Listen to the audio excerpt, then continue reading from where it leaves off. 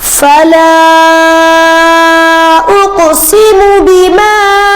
تبصرون وما لا تبصرون إنه لقول رسول كريم وما هو بقول شاعر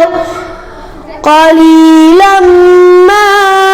تؤمنون ولا بقول كاهن قليلا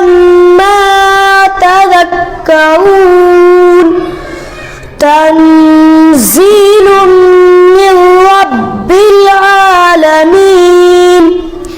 ولو تقول علينا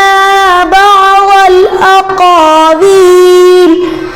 لأخذنا منه باليمين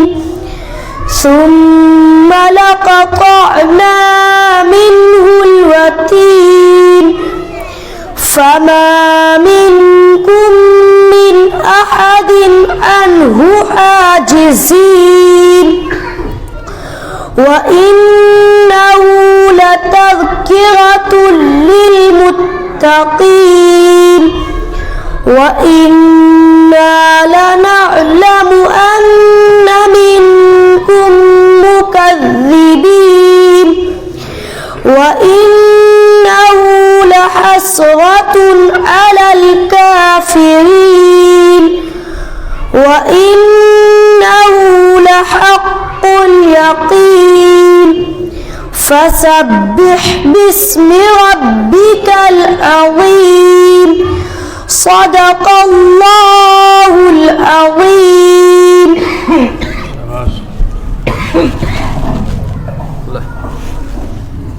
माशाअल्लाह। मैं इसके बाद में हज़रत मौलाना नासिर साहब से दोबारा गुजारिश करूंगा कि आप हज़रात के सामने नाते नबी सल्लल्लाहु अलैहि वसल्लम